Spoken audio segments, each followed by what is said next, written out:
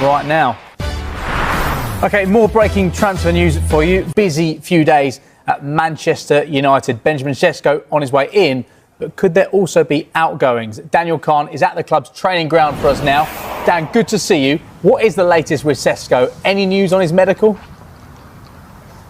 Yeah, afternoon, James. Well, this move feels like it's edging closer and closer to completion. We know Benjamin Šeško is in Manchester undergoing his medical today, and all being well, you would hope that a formal announcement could be in the next 24 hours. This comes after yesterday, Manchester United agreeing a deal with RB Leipzig of an initial fee just over £66 million, and expecting Šeško to, once he's able to put his signature on that final bit of paperwork, to sign a 5-year contract at Manchester United. And look at that firepower they've already added to this transfer window, to this team, with the likes of Bryan Mbeumo, Matheus Cunha already through the doors here at Carrington. It looks like Šeško could be their 4th major signing of this transfer window. And look, if they are able to do it in the next 24 hours, their final pre-season game is tomorrow against Fiorentina at Old Trafford. But you just wonder, if they get it done, could he then be formally presented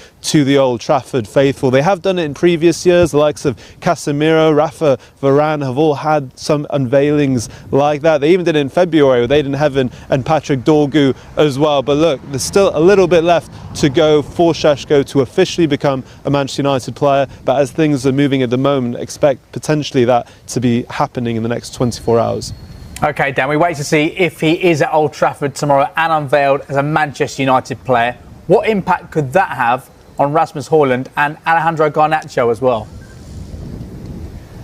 Yeah, absolutely, James. I mean, there's going to be inevitable doubts now over Rasmus Højlund's future at Manchester United, with one number 9 coming in and the existing bids. Alejandro Garnacho, though, very interesting for United as well, because after spending all of this money in the window, they now need to look at sales and recouping some of that money they've spent this window. And Alejandro Garnacho, let's not forget, Puskas winner at 21 years old, just under 100 appearances for United in the league. He has probably a lot of sale value, and we know Chelsea have been very interested in bringing him to Stamford Bridge. Manchester United value Garnacho, though, at £50 million. So if you combine, and they are able to sell both for around those estimates, for £90 million between Højlund and Garnacho, that is some pretty impressive business for United, if they are able to do that in this window and get the fees that they value those players at. Very much, it feels like still a lot to do for United in terms of sales. We haven't even spoke about the likes of Jadon Sancho, Anthony, Tyrell Malacia, who we know aren't part of the first team picture at Manchester United. So it feels like still a bit of work to do for the likes of Jason Wilcox and Christopher Vavell, the ones really heading Manchester United recruitment in this window. Daniel, don't go anywhere. Thank you very much for now. Mark, Dan mentioned some of the players there that United are looking to arrange exits for. It feels like they've struggled so far, United, when it comes to player departures. Marcus Rashford being the only high-profile one, really, at this moment in time, a loan to Barcelona. Would you expect things to start accelerating now? Clearly, there may have to be a compromise on United's behalf when it comes to fee and the players potentially